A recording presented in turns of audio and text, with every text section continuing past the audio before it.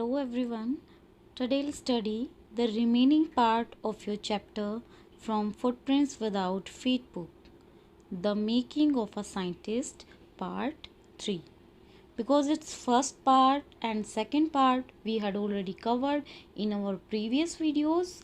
So today we'll start the remaining part of this chapter, The Making of a Scientist. So further any delay, beta, let's get started. बेटा इसके second part में हमने पढ़ा था कि Richard एब्राइट के mind में एक क्वेश्चन अराइज हो रहा था और वो क्वेश्चन बहुत ही सिंपल सा था और वो क्वेश्चन क्या था कि what is the purpose of 12 teeny gold spots of a monarch pupa. और हर एक का ये मानना था कि जो ये स्पॉट्स हैं वो केवल डेकोरेशन के लिए यूज़ किए गए हैं, लेकिन जो डॉक्टर यूखार्ट थे उन्होंने इस पर बिल्कुल भी बिलीव नहीं किया। तो उसके बाद आगे क्या होता है इस चैप्टर के अंदर वो हम अपने इस रिमेनिंग पार्ट के अंदर पढ़ेंगे। सो लेट्स गेट स्टार्टेड बेटा। To find the answer, a bright and another excellent science student first had to build a device that showed that the spores were producing a hormone necessary for the butterfly's full development. कि इस question का answer पाने के लिए जो एब्राइट थे और जो साइंस का जो एक और एक्सीलेंट स्टूडेंट था उन लोगों को क्या करना था, उन लोगों को एक ऐसा डिवाइस बनाना था जो ये दिखा सके कि जो ये बटरफ्लाइज के ऊपर जो ये गोल्ड स्पॉट्स हैं ये एक तरह का क्या कर रहे हैं, एक तरह का हार्मोन प्रोड्यूस कर रहे हैं जो कि बटरफ्लाई के डेवलपमेंट के लिए, उसके फुल डेवलपमेंट के लिए बहुत ही ज़रूरी है। This project won Ebright's first place in the county fair and entry into the International Science and Engineering Fair. अब जो ये प्रोजेक्ट पर एब्राइट और उसका जो एक्सीलेंट साइंस स्टूडेंट था जो वो काम कर रहे थे तो उनको क्या मिला, उनको काउंटी फेयर के अंदर उनको पहला स्थान मिला और इससे उनकी एंट्री हो गई, डायरेक्ट उनकी एंट्री हो गई कहाँ पर, इंटरनेशनल साइंस फेयर और इंजीनियरिंग साइंस फेयर के अंदर। यहाँ से वो डायरेक्ट एंटर कर गए। There he won third place for geology. He also got a chance to work during the summer at the entomology laboratory of the Walter Reed Army Institute of Research. तो वहाँ zoology के अंदर उसको कौन सा place मिला, उसे कौन सा स्थान मिला, थर्ड। एंड उसे एक मौका मिला काम करने का ड्यूरिंग द समर के दौरान। कहाँ भाई, लेबोरेटरी के अंदर, एटमोलॉजी के अंदर। मीन्स एटमोलॉजी क्या होता है बेटा, etymology means scientific study of insect. जो इंसेक्ट की जो हम साइंटिफिक स्टडी करते हैं दैट इज़ कॉल्ड एटमोलॉजी। ठीक है, तो उसे Walter Reed Army Institute of research जो है लेबोरेटरी किसकी, एटमोलॉजी की, उसके अंदर उसको समर के दौरान उसको वो वहाँ पर काम करने का एक बहुत अच्छा मौका मिला। As a high school junior, Richard Ebright continued his advanced experiments on the monarch pupa. कि जब वो हाई स्कूल के जूनियर स्टूडेंट थे तो उस दौरान उन्होंने क्या किया कि रिचर्ड एब्राइट ने जो मोनार्क प्यूपा है उसके ऊपर उसने अपने एडवांस्ड एक्सपेरिमेंट्स जारी रखे। And that year his project won first place at the international science fair and gave him another chance to work in the army laboratory during the summer. और जो ये प्रोजेक्ट वर्क उनका चल रहा था तो उस प्रोजेक्ट वर्क को जीत हासिल हुई, इंटरनेशनल साइंस फेयर के अंदर उनको पहला स्थान मिला। And gave him another chance, और उनको एक दूसरा मौका मिला काम करने का। आर्मी की जो लेबोरेटरी थी, जो आर्म फोर्सेस की जो लेबोरेटरी थी, समर के दौरान उसके अंदर उनको काम करने का मौका मिला। In his senior year he went a step further. कि जब वो सीनियर ईयर में थे, जब उनका लास्ट ईयर था, तो उस दौरान क्या हुआ कि he went a step further, कि वो अपना एक और कदम आगे बढ़ाने लगी। मीन्स वो अपने एक और कदम को बढ़ाते गए, उन्होंने एक और अपना नया एक्सपेरिमेंट शुरू किया। He grew cells from a monarch's wing in a culture and showed that the cells would divide and develop into normal butterfly wing scales only if they were fed the hormone from the gold spots. Richard एब्राइट ने क्या किया कि जो monarch wing हैं, जो monarchs butterfly के जो wing हैं, उस पे उन्होंने क्या किया कि उन्होंने ग्रू सेल्स, उन्होंने सेल्स को ग्रो करना शुरू किया, उसको ग्रो किया और शो किया और ये दिखाया कि जो सेल्स हैं वो क्या होंगी भाई, वो डिवाइड होंगी और फिर उनका डेवलपमेंट हो जाएगा, तो फिर ये क्या करेंगी, जो ये नॉर्मल बटरफ्लाइज के जो विंग्स हैं इनको ये स्केल्स में चेंज कर देंगी। और ऐसा तभी पॉसिबल हो सकता है अगर उनको गोल्ड स्पॉट से, जो गोल्डन जो स्पॉट्स हैं उससे निकलने वाले हार्मोन के ऊपर अगर उनको ग्रो अगर हम करते हैं, तो ये बटरफ्लाइज क्या करेंगी, ये बटरफ्लाइज जो नॉर्मल जो बटरफ्लाइज हैं उनके जो विंग्स हैं उनको सेल्स में चेंज कर देंगी। That project won first place for zoology at the International Science Fair. अब ये जो प्रोजेक्ट जिस पर कि अभी रिचर्ड ब्राइट काम कर रहे थे, उसको इस प्रोजेक्ट पर भी क्या मिला भी, इंटरनेशनल साइंस फेयर की जूलॉजी की ब्रांच में इनको फर्स्ट प्लेस मिला। He spent the summer after graduation doing further work at the Army Laboratory and at the laboratory of the US Department of Agriculture.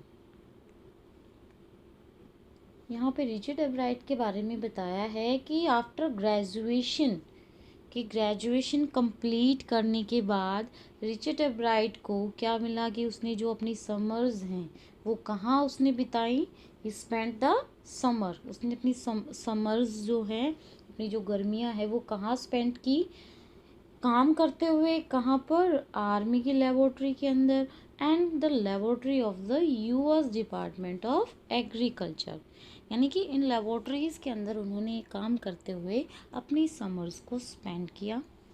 The following summer after his freshman year eight Harvard university, Ebright went back to the laboratory of the Department of Agriculture and did more work on the hormone from the gold spots.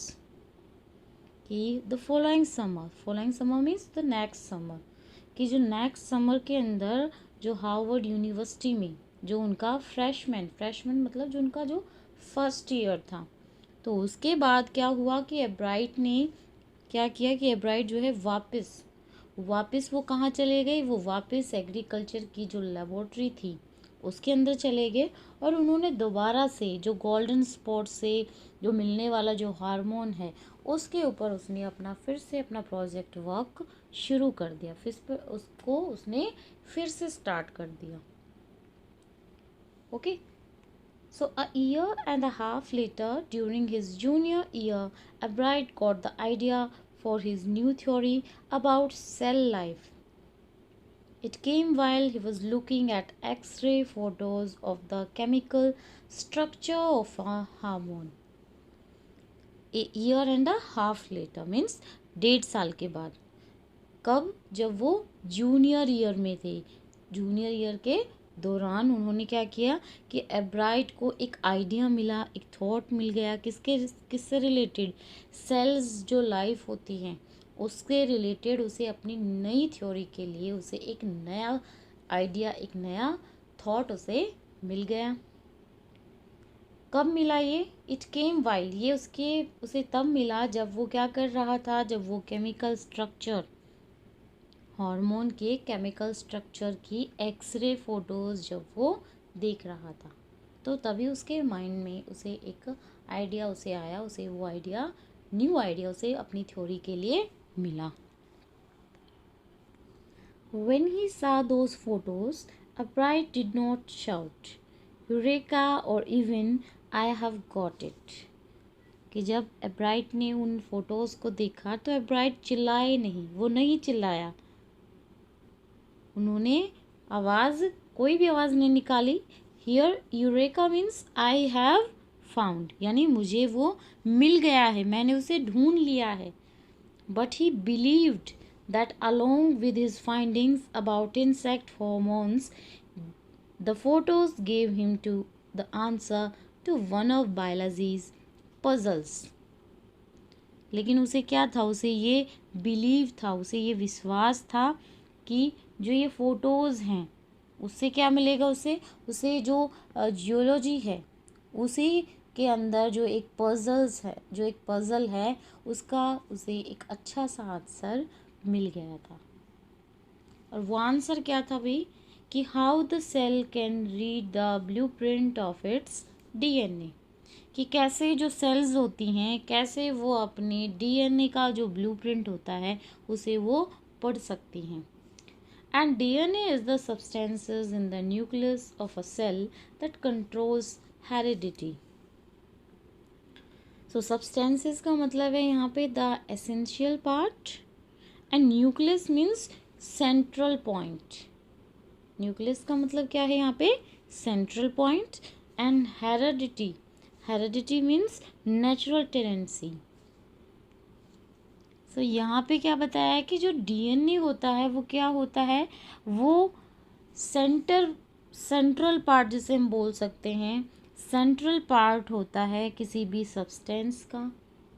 और ये क्या करता है, ये heredity को क्या करता है, ये कंट्रोल करता है, it controls the heredity and it determines the form and function of the cell, thus DNA is the blueprint for life। और ये क्या करता है, ये फॉर्म एंड फंक्शन जो होते हैं सेल्स के उनको डिटरमाइंस करता है, उनको एक हम कह सकते हैं उनको बिल्कुल निश्चित कर देता है ये। दस DNA is the blueprint for life, इसीलिए जो डीएनए होता है इसे ब्लूप्रिंट, इसे लाइफ का एक ब्लूप्रिंट माना जाता है। Ebright and his college roommate James R Wong worked all that night drawing pictures and constructing plastic models of molecules to show how it could happen। So what is molecules? Molecules का मतलब क्या होता है, it means mint particles। Okay, so जो Ebright और उसका college का जो रूममेट था उसका नाम क्या था भाई, जेम्स आर वोंग। इन लोगों ने क्या किया कि इन्होंने अपनी पूरी रात किसके अंदर स्पेंड कर दी, पिक्चर्स बनाते हुए, ड्रॉ करते हुए, और जो मॉलिक्यूल्स जो होते हैं उनके क्या करते हुए, उनके जो प्लास्टिक के जो मॉडल्स होते हैं उनको बनाते हुए, यानी इन दोनों कामों को करते करते उन्होंने अपनी पूरी रात उसी के अंदर वो बिता दी थी। Together they later wrote the paper that explain the theory. और बाद में उन दोनों ने एक आर्टिकल लिखा किसके ऊपर, जिसने क्या किया कि जिसने उस थ्योरी को बहुत अच्छे से एक्सप्लेन किया। Surprise no one who knew him, Richard Ebright graduated from Harvard with highest honours, second in his class of 1510। कि रिचर्ड एब्राइट जो हैं, सरप्राइज़ कर देने वाली बात क्या थी कि कोई भी जो भी उसे जानता था उसे ये बात बिल्कुल नहीं पता थी कि जो रिचर्ड एब्राइट जो थे उन्होंने, उनकी क्लास में कितने स्टूडेंट्स थे, 1510 की जो उनकी क्लास थी उनके अंदर उन्होंने क्या, उन्होंने highest honours, with highest honours के साथ उनको कौन सा स्थान मिला था, उनको कौन सा प्लेस मिला था भाई, second place. And he went on to become a graduate student researcher at Harvard Medical School. There he began doing experiment to test his theory। और इसके बाद ब्राइट जो है वो हार्वर्ड मेडिकल स्कूल में ग्रेजुएट स्टूडेंट रिसर्चर बनी, और उसके बाद उन्होंने वहाँ थ्योरी को टेस्ट करने के लिए, अपनी थ्योरी को टेस्ट करने के लिए उन्होंने वहाँ पर एक्सपेरिमेंट्स करने शुरू कर दिए. If the theory proves correct, it will be a big step towards understanding the process of life. कि अगर रिचर्ड ब्राइट की जो ये थ्योरी है जिसके ऊपर उन्होंने काम करना शुरू कर दिया है, अगर ये प्रूव करेक्ट हो जाती है, अगर ये सही साबित होती हैं, तो क्या होगा, तो ये जो लाइफ होती है, ये जो हम कह सकते हैं जो प्रोसेस ऑफ लाइफ है, उसको समझने में, उसको अंडरस्टैंड करने में ये एक बहुत बड़ा और इफ़ेक्टिव स्टेप होगा. And it might also lead to new ideas for preventing some types of cancer and other diseases. और ये हम कह सकते हैं कि कुछ प्रकार से ये जो कैंसर और जो दूसरी जो डिजीज़ हैं उनको प्रिवेंट करने में, उनको रोकने के लिए ये क्या करेगा, ये नए नए आइडियाज़ की तरफ लेकर जाएगा. मीन्स ये हमें नए नए आइडियाज़ देगा. So all of this is possible because of Ebright's scientific curiosity. और ये सब किसकी वजह से पॉसिबल हो पाया, ये सब रिचर्ड एब्राइट की जो साइंटिफिक क्यूरियोसिटी थी, उसका जो एक्साइटमेंट था, जितना वो क्यूरियस था इन चीज़ों के लिए, ये उसी के कारण पॉसिबल हो पाया. His high school research into the purpose of the spots on a monarch pupa eventually led him to his theory about cell life. So here eventually means in the final issue.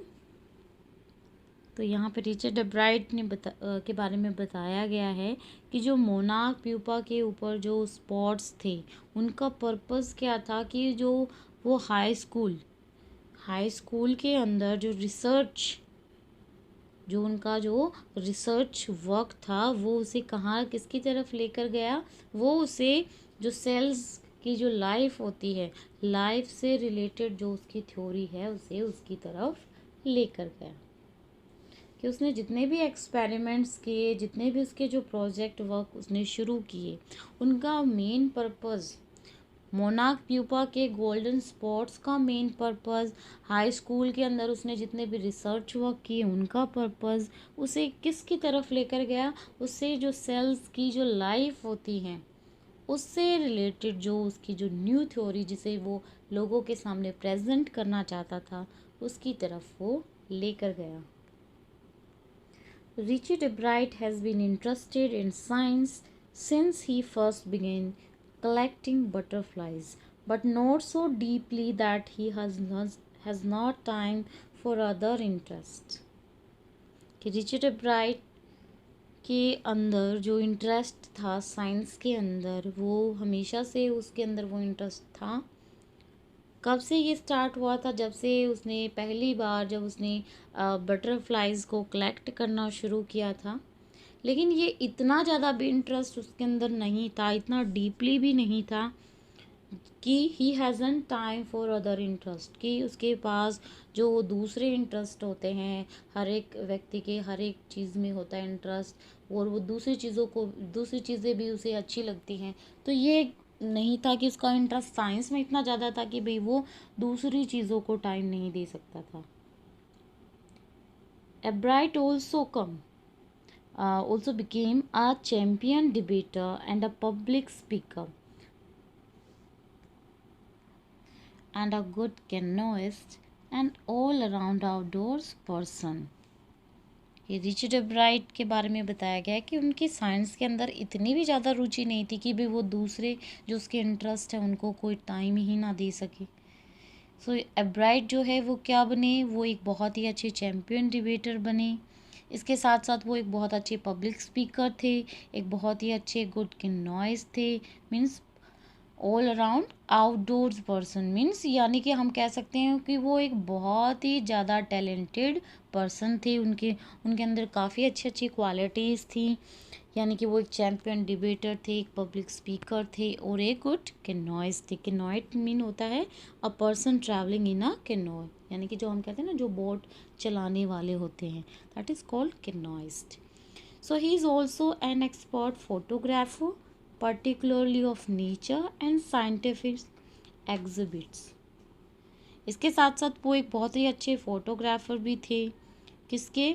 Nature और specially scientifics जो exhibits होते हैं उसकी बहुत ही अच्छी खासी वो photo लेने में वो माहिर थे। इन high school Richard एब्राइट was a straight A student because learning was easy. He turned a lots of energy towards the debating and model United Nations clubs. कि जब वो हाई स्कूल में थे तो रिचर्ड ब्राइट सीधा साधा सिंपली क्या है कि ए ग्रेड जिसको मिलता है ऐसे स्टूडेंट वो थे, क्योंकि जो लर्निंग होती है वो बहुत ही ज़्यादा इजी थी और उन्होंने अपनी बहुत ही ज़्यादा जो एनर्जी है, जो अपनी स्ट्रेंथ है, वो किसके अंदर? वो डिबेटिंग के अंदर और मॉडल यूनाइटेड नेशंस नाम के जो वहाँ पे जो 2 क्लब थे उनके अंदर उसकी तरफ जो है उसने अपनी सारी एनर्जी लगा दी थी। He also found someone to admire, Richard A. Weir, his social studies teacher and advisor to both clubs. कि रिचर्ड एब्राइट को उसकी प्रेज़ करने के लिए जो एक उसका जो सोशल स्टडी का जो टीचर था और जो उसके जो दोनों क्लब थे डिबेटिंग और मॉडल यूनाइटेड नेशंस, ठीक है, इनका जो दोनों का जो हम कह सकते हैं एक तरह से एडवाइज़र जो था उसको वो उसकी प्रेज़ करने वाला वो इंसान उसे मिल गया था और जिसका नाम क्या था अभी? जिसका नाम था रिचर्ड ए वायरर। ठीक है, so mister Wirer was the perfect person for me then. He open my mind to new ideas, Ebright said. Ebright ने क्या कहा कि एब्राइट ने कहा कि जो मिस्टर वायरर थे वो मेरे लिए सबसे परफेक्ट पर्सन थे, सबसे हम कह सकते हैं सबसे श्रेष्ठ पर्सन थे, सबसे अच्छे व्यक्ति आप जिनसे मैं अब तक मिला था, जिससे मैं बहुत ज़्यादा मोटिवेट हुआ था। He open my mind to new ideas, उन्होंने मेरे माइंड को न्यू आइडियाज़ के लिए खोल दिया था। Richard would always give that extra effort. Mr. Weir said what pleased me was here was this person. Richard एब्राइट के बारे में जो मिस्टर वायर है उन्होंने क्या कहा कि जो रिचर्ड एब्राइट है वो हर एक चीज़ में बहुत ही ज़्यादा अपना एक्स्ट्रा एफर्ट डाला करता था और उसने ये एक्सप्लेन किया कि जिस चीज़ से उन्हें बहुत ज़्यादा खुशी मिली है वो क्या है, वो चीज़ वो ये है कि ये वो पर्सन है who put in 3 or 4 hours at night doing debate research beside doing all his research with butterflies and his other interest। कि अपनी बटरफ्लाइज के ऊपर और जो उसके दूसरे इंटरेस्ट थे उससे रिलेटेड रिसर्च वर्क करने के बाद ये मेरे साथ जो डिबेट के से रिलेटेड जो रिसर्च हैं उसको करने में भी ये अपने 3-4 घंटे जो है मेरे साथ लगाया करता था। यानी ये सारी चीज़ें करने के बाद भी ये इतना टाइम निकाल लेता था कि 3-4 घंटे का टाइम मेरे साथ बैठकर ये डिबेट से रिलेटेड जो रिसर्च है उसको करने में लगाता था। Richard was competitive, Mr. Weir continued, but not in a bad sense। Richard एब्राइट के बारे में अब आगे वो कहते हुए क्या कहते हैं कि रिचर्ड एब्राइट बहुत ज़्यादा कॉम्पिटिटिव थे, उनके अंदर कंपटीशन की वो भावना थी, but not in a bad sense. लेकिन हम इसको ये नहीं कह सकते कि भी बैड तरीके से हम इसको एक्सप्लेन नहीं कर सकते कि भी वो बैड सेंस में उसके अंदर थी। ही explained Richard was not interested in winning for winning sake or winning to get a prize। Richard एब्राइट के बारे में एक्सप्लेन करते हुए मिस्टर वेरर कहते हैं कि रिचर्ड जीतना चाहता था और हमेशा जीतता भी था, लेकिन उसके अंदर जो विनिंग को लेकर या विनिंग के प्राइज़ को लेकर उसको जीतने के लिए उसके अंदर कभी भी इस तरह का कोई इंटरेस्ट नहीं था कि वो केवल प्राइज़ जीतने के लिए ही आगे बढ़ना चाह रहा है, उस कंपटीशन को जीतना चाहता है। Rather, he was winning because uh, he wanted to do the best job he could. For the right reasons, he wants to be the best. इसके लिए वो क्या एक्सप्लेनेशन देते हैं कि बल्कि वो इसलिए विन हो रहा था वहाँ पर, इसलिए वो जीत रहा था क्योंकि वो वहाँ पर जो उससे जितना अच्छा काम हो सकता था वो अपना बेस्ट वहाँ पर देना चाहता था। अपनी तरफ से वो हमेशा बेस्ट करना चाहता था और इसी के लिए उसके अंदर ये डिज़ायर थी। और सबसे जो राइट रीजंस थे उसके लिए he wants to be the best. जो उसके सबसे राइट रीजंस थे उनमें से एक यही रीज़न है कि वो अपनी तरफ से बेस्ट देना चाहता था, बेस्ट करना चाहता था और इसीलिए वो बेस्ट ही बनना चाहता था। And that is one of the ingredients in the making of a scientist. और यही सारी चीज़ें उसे साइंटिस्ट बनाने के लिए जो एसेंशियल्स थे उनमें से एक थी। Start with the first rate mind, add curiosity and mix in the will to win for the right reasons. कि इसके लिए क्या क्या जो इंग्रेडिएंट्स जो उसे चाहिए थी, जो एसेंशियल्स जो उसके लिए थी, उनमें से एक चीज़ क्या थी कि भी वो अपना बेस्ट देना चाहता था। इसके लिए उसने क्या किया कि start with the first rate mind, कि अगर तुम किसी भी चीज़ को स्टार्ट करना चाहते हो तो उसे किससे, फर्स्ट रेट माइंड से उसे शुरू करो। ऐड क्यूरोसिटी, उसके अंदर अपनी क्यूरोसिटी मिलाओ। Mix in the will for the right reasons, और जो जीतने के लिए जो राइट रीजंस हैं उनमें से अपनी जो विल है, जो अपने डिज़ायर है, उसको उसके अंदर मिलाओ। एंड एब्राइट हैज़ दीज क्वालिटीज़, और एब्राइट के अंदर ये सारी क्वालिटीज़ थी। From the time the book the travel of monarch x open the world of science to him, Richard Ebright has never lost his scientific curiosity. और जिस टाइम से जो ये बुक थी the travels of monarch x, तो उस book ने क्या किया था, उस बुक्स ने उसके लिए जो साइंस का जो डोर है, जो वर्ल्ड है, वो उसके लिए उसके लिए ओपन कर दिया था। एंड रिचर्ड एब्राइट ने कभी भी अपनी जो साइंटिफिक क्यूरोसिटी जो है इसके अंदर, जो उसके अंदर भरी हुई थी, उसको उसने कभी भी खोने नहीं दिया, उसे अपने आप से कहीं भी दूर नहीं होने दिया। वो हमेशा उस साइंटिफिक क्यूरोसिटी को लेकर ही जीते रहे। तो ये थी आपकी story the making of a scientist, कि किस तरह से एक नॉर्मल पर्सन को एक बहुत ही बड़ा साइंटिस्ट बनाया, जिसने आगे जाकर इतना ज़्यादा नाम कमाया। और वो नाम कमाने का, उसका इतना ग्रेट साइंटिस्ट बनने का जो बेस्ट रीज़न उसका था वो क्या था कि उसके अंदर साइंटिफिक क्यूरोसिटी थी। और दूसरा रीज़न उसका क्या था कि he wanted to the best and he wanted to be the best. Okay, so ये था आपका चैप्टर बेटा, and I think it's clear to you. And if any doubt comes to you, then you can discuss to me, okay, or you can message me at any time. So keep learning and keep practicing, and we'll meet with a new video with the new chapter. So goodbye and have a nice day.